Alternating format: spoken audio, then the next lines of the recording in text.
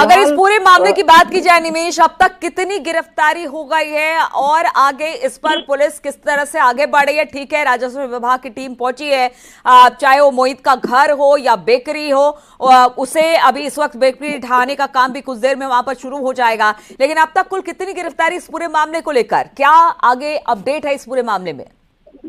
देखिए, अभी तक जो मुख्य आरोपी है मोहित खान और उसके सहयोगी 2 लोग गिरफ्तार हुए हैं और एक घटना के बाद जिस दिन इस पूरे मामले पर FIR दर्ज हुई उसी दिन इन दोनों लोगों को, आरोपियों को गिरफ्तार कर लिया गया था और कई बिंदुओं पर जांच करने के बाद इन्हें जेल भेज दिया गया।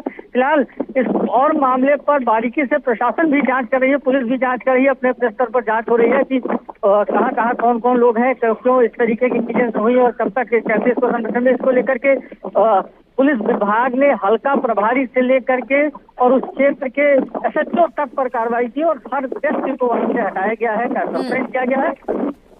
हर एक बिंदु पर जांच हो रही है। ये माना जा रहा है कि मोहित खान के घर में जो पुलिस चौकी संचालित है उसको लेकर के कहीं ऐसा तो नहीं उसे लाभ देने का प्रयास किया जा रहा है, जिसको लेकर फिर वरिष्ठ पुलिस अधीक्षक ने बड़ी कार्रवाई करते हुए SHO और थाना चौकी प्रभारी के साथ साथ बीट के सिपाहियों को भी सस्पेंड किया था और अब जो जर्नलाइजेशन की कार्रवाई है वो अब तक कुछ देर में शुरू हो सकती है, लेकिन राजस्व और रेवेन्यू की टीम अपनी जांच दे रही है और बेकरी पर कार्रवाई शुरू कर दी गई है।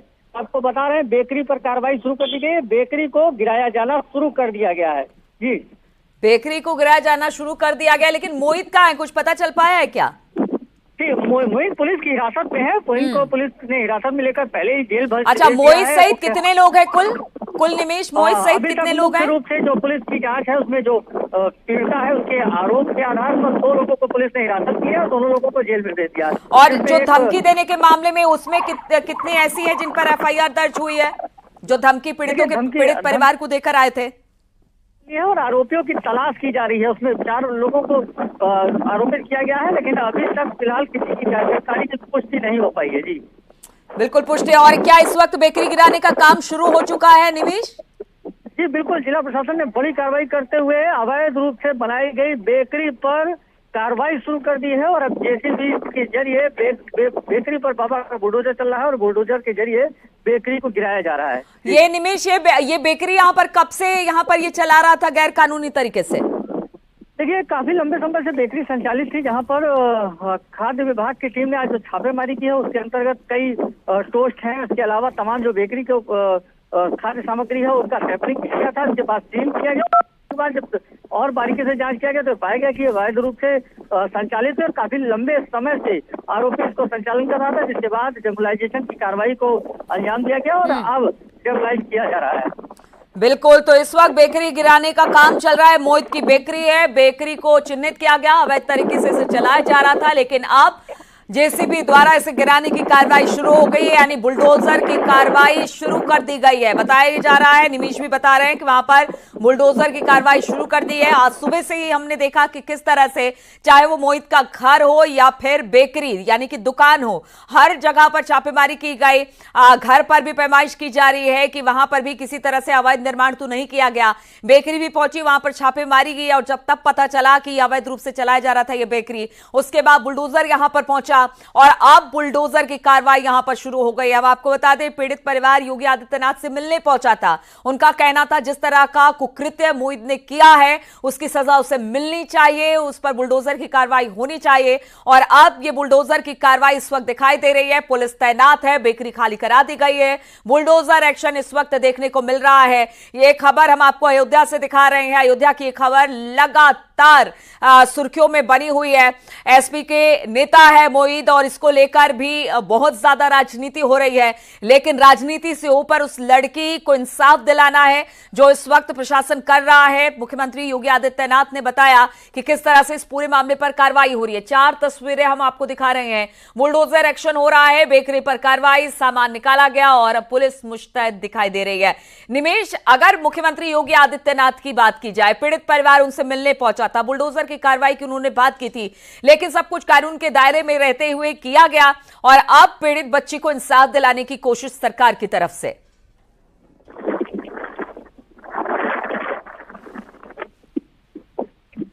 निमेश, आवाज मिल रही है आपको?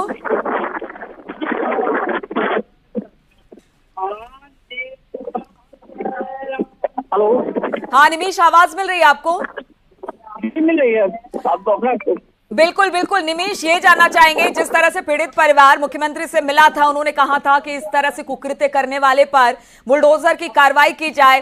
तब मुख्यमंत्री ने आश्वासन दिया था कि पूरी तरह से कानून का पालन करते हुए इस काम को वो करेंगे।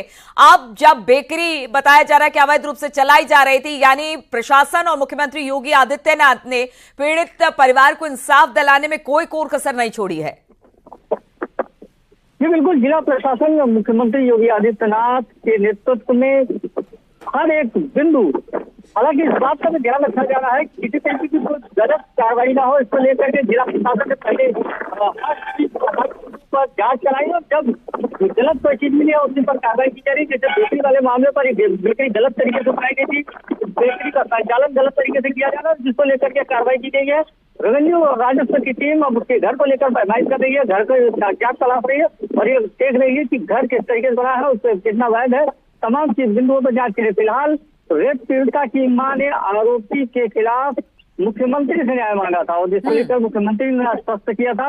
मुख्यमंत्री ने कहा था कि हर एक बिंदु पर कठोर कार्रवाई करते हुए एक बड़ा संदेश दिया जाएगा कि धामनगरी में इस तरीके का कुकृत्य और इस तरीके की घटना के बाद हर व्यक्ति था और एक नेता पर इस तरीके का गंभीर आरोप था, जिससे पुलिस ने जांच की और जांच के बाद अब आरोपियों को गिरफ्तार करके जेल भेजा गया है और अब राजस्व और रेवेन्यू की टीम आरोपी के आवास और इसके साथ साथ उसके प्रतिष्ठान पर छापेमारी करने के बाद उस पर जांच कर रही है और जांच करने के बाद बेकरी को डेमोलाइज करने की कार्रवाई शुरू कर दी गई है। बिल्कुल, और मौके पर हमारे सहयोगी केवी शुक्ला भी मौजूद है। केवी, ये बताइए कि इस वक्त वहां पर क्या चल रहा है? बुलडोजर की कार्रवाई शुरू हो गई है, क्या कुछ देख पा रहे हैं? हमारे दर्शकों को बताइए जरा। देखिए, बुलडोजर आया था, कार्रवाई शुरू भी हुई थी, लेकिन रास्ता सकरा होने के कारण, मौसम जो है बरसात होने के कारण बगल में तालाब है, तो जो बुलडोजर का एक पहिया वो दलदल में धंस गया तो कार्रवाई रुक गई है। दूसरा बुलडोजर मंगाया गया है। हाँ। और एहतियातन सुरक्षा जो है वो बढ़ा दी गई है, क्योंकि बदरसा जो है मुस्लिम बाहुल इलाका है, तो जितने भी यहाँ पे दुकानें हैं, किसी भी समुदाय की दुकानें बंद कर दी गई हैं, लोगों को घरों के अंदर कर दिया गया है कि घर से बाहर ना निकले। चप्पे चप्पे पर, हर मोहल्ले में, हर गली में, हर मोड़ पर पुलिस फोर्स तैनाती है ताकि कोई दिक्कत ना हो। हालांकि दूसरा बुलडोजर मंगाया गया है, पहला बुलडोजर फंस गया है, उसको निकालने का प्रयास किया गया लेकिन निकल नहीं पाया। केवी, ये कौन सा इलाका है जहां पर मोहित का ये जो बेकरी मोहित की है, वो कौन सा इलाका है वो अयोध्या का? ये भदरसा कस्बे का इलाका है। भदरसा कस्बे में इसकी बेकरी है और एक बेकरी जो है वो सरकारी जमीन पर, यानी कि तालाब की जमीन पर अवैध कब्जा करके बनाई गई थी। जब इसकी नाप जोख हुई, पैमाइश हुई, तो मालूम पड़ा कि ये अवैध कब्जा कर रखा था। ये जमीन जो है सरकारी है, तालाब की जमीन है, तो इस पर कार्रवाई शुरू की गई है। इसको नेस्तनाबूद करने के बाद इनकी जो शॉपिंग कॉम्प्लेक्स है, हालांकि वो शॉपिंग का उसके भाई के नाम है, लेकिन अगर वो भी तालाब की जमीन पर मिलती है या सरकारी जमीन पर मिलती है तो उसको भी नेस्तनाबूद किया जाएगा। कुल मिला के जो परिजन सीएम योगी से मिले थे, सीएम योगी के आश्वासन के बाद कठोर कार्रवाई शुरू कर दी गई है। सबसे पहले जो है उनको जेल भेजा गया, चौकी इंचार्ज एसएचओ सस्पेंड किए गए। उसके बाद एसडीएम साहब के नेतृत्व में जो है कि नापजोख जमीनों की शुरू हुई, पैमाइश शुरू हुई। तो कुल मिलाकर पहले बेकरी जो है वो नाजायज पाई गई है, बेकरी जो है वो सरकारी जमीन बनाई गई है, तालाब की जमीन बनाई गई है, तो उसको नेस्तनाबूद करने के लिए बुलडोजर कार्रवाई शुरू कर दी गई। हालांकि थोड़ी ही दीवार गिराई थी, उसके बाद जो है बुलडोजर का पहिया जो है वो दलदल में धंस गया, तो कार्रवाई थोड़ी देर की रोक दी गई है, लेकिन अभी कार्रवाई रोकी नहीं जाएगी। दूसरा बुलडोजर मंगाया गया है। दूसरा बुलडोजर आने के बाद ही दूसरी दिशा से, यानी जो दूसरा दिशा है उसका जो अपोजिट जो दीवार है उससे गिरने का काम शुरू किया जाएगा। बिल्कुल केबी, और हमने देखा इस पूरे मामले में त्वरित गति से मुख्यमंत्री योगी आदित्यनाथ ने कहा कि कार्रवाई होनी चाहिए। जो छोटी पीड़ित बच्ची है उसको इंसाफ मिलना चाहिए, उसके परिवार वालों को इंसाफ मिलना चाहिए, और अब वो इंसाफ मिलता दिखाई दे रहा है। वो परिवार योगी आदित्यनाथ से भी मिला था, बुलडोजर की बात भी उन्होंने की थी कि बुलडोजर की कार्रवाई हो, लेकिन सब कुछ कानून के दायरे में। पहले आरोपियों को जेल भेजा गया, उसके बाद बताया जा रहा है कि एक एक कर अब ये देखा जा रहा है कि मोहित की संपत्ति कहां पर है, क्या कोई किसी तरह का अवैध कब्जा तो नहीं किया गया, और इसके बाद ये बड़ा एक्शन देखने को मिल रहा है।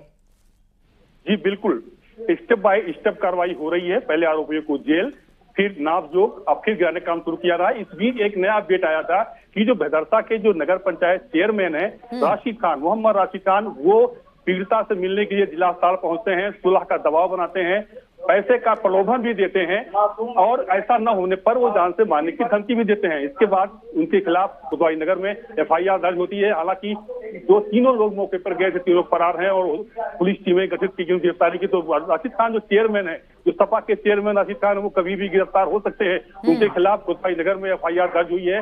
पीड़िता को धमकाने का, उनको प्रलोभन देने का केस दर्ज हुआ। कुल मिला के कभी भी मोहम्मद राशिद खान जो कि नगर पंचायत भदरसा के चेयरमैन हैं, उनकी भी गिरफ्तारी हो सकती है। पीड़िता को वो धमकाने गए थे, उनको प्रलोभन देने गए थे, पैसा देने का भी प्रलोभन दिया, लेकिन जब पीड़िता नहीं मानी तो उसको जान से मारने की धमकी भी दी गई। कुल मिला के अगली बड़ी कार्रवाई होने जा रही है। किसी भी समय चेयरमैन मोहम्मद राशिद खान गिरफ्तार हो सकते हैं। तो कुल मिला के सीएम योगी की निर्देश जो तत्काल प्रभाव से जो कार्रवाई हुई, सबसे पहले SHO रन शर्मा सस्पेंड किए गए, भदरसा चौकी इंचार्ज गुप्ता सस्पेंड किए गए। उसके बाद SDM सोहावल अशोक सैनी के नेतृत्व में राजस्व कर्मी ने इनकी प्रॉपर्टी की जांच शुरू की, पैमाइश शुरू की, नापजोख शुरू की। तो कुछ कड़ी में ये पहला एक्शन जो है इनकी प्रॉपर्टी पर, इनकी बेकरी गिराने का काम किया जाता है। उसके बाद इनके शॉपिंग कॉम्प्लेक्स भी हैं, इनके आवास भी है, इनकी और भी प्रॉपर्टी भदरसा कस्बे में है, वो सब जांच के दायरे में है। तो कुल मिला के जिस तरह से एक्शन हो रहा है, लोगों को उम्मीद थी कि सीएम योगी का आश्वासन ही सब कुछ होता है। अगर उन्होंने आश्वासन दे दिया तो समझ लीजिए कि कार्रवाई हो गई। तो जिस तरह से लेकिन केबी, ये सबसे बड़ी बात है कि कल देर रात जो पीड़ित परिवार है उसको धमकाने के लिए पहुंच गए ये तमाम लोग जो मोहित से संबंध रखते थे। हालांकि उनके खिलाफ भी अब कार्रवाई की बात हो रही है, लेकिन सबसे बड़ी बात यह है कि जो पीड़ित परिवार है उसको किस तरह से सुरक्षा दी गई है, क्योंकि लगातार उस परिवार को धमकाने की कोशिश की जा रही है।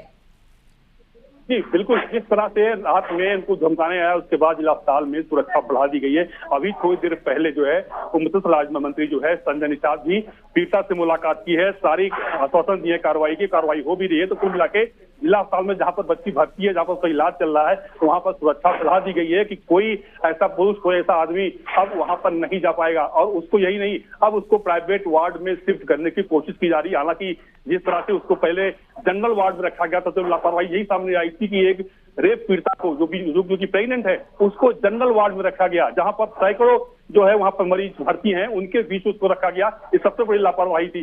उसको एक प्राइवेट वार्ड में रखना चाहिए था, वो नहीं रखा गया।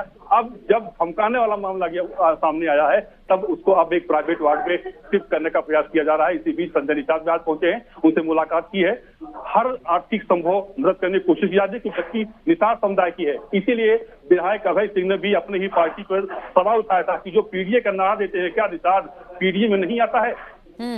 क्या निषाद के साथ कोई खड़ा है? अगर पीडीए का नारा दे रहे थे तो क्यों नहीं उसके साथ कोई खड़ा हुआ है? सपा का कोई भी व्यक्ति, कोई भी नेता इस पर बयान देने को तैयार नहीं है। उसकी आर्थिक मदद या उससे मिलने की बात तो बात छोड़ दीजिए। तो जिस तरह से सपा ने अपने पीडीए को लेकर नारा दिया था, उस पीडीए पर बिल्कुल सपा के अंदर से ही नाराजगी भरी बातें सामने आ रही है। हालांकि अगर के भी इस पूरे मामले को देखा जाए, जो एसपी नेता है मोहित, जरा उसके बारे में बताइए कि वो किस तरह से समाजवादी पार्टी से जुड़ा हुआ था, किससे नजदीकी थी, क्या था, क्योंकि इसको लेकर कई तरह की बातें भी सामने आ रही है। देखिए, मोहित खान जो आरोपी है, वह सपा का पुराना सदस्य है, पुराना नेता है। वो सांसद अवधेश के प्रसाद के बहुत करीबी है और इसी के चलते वो भदरसा नगर पंचायत का वो सपा का नगर अध्यक्ष भी बन गया।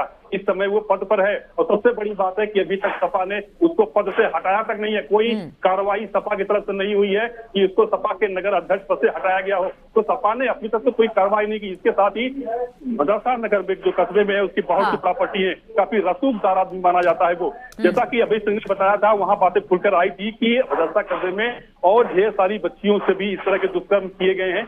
जो बातें खुलकर सामने नहीं आई, उनकी शिकायत नहीं सुनी गई, उनकी आवाज को दबा दिया गया। तो कुल मिला के जिस तरह से इसका रसूख है भदरसा में, वो बहुत ही है। नगर पंचायत चेयरमैन जो खुद उसका समर्थन, चलिए रसूख है चाहे जो भी है, लेकिन इस वक्त बड़ी कार्रवाई मोहित खान के बेकरी पर की जा रही है। और सबसे बड़ी बात है कि कुछ देर में उस बेकरी को जमींदोज किया जाएगा। वो तस्वीरें भी अपने दर्शकों के लिए लेकर आएंगे। के भी आप इस खबर पर नजर बनाए रखिए, आपसे बातचीत होती रहेगी। फिलहाल रुकेंगे एक छोटे से ब्रेक के लिए, फौरन हाजिर होते हैं।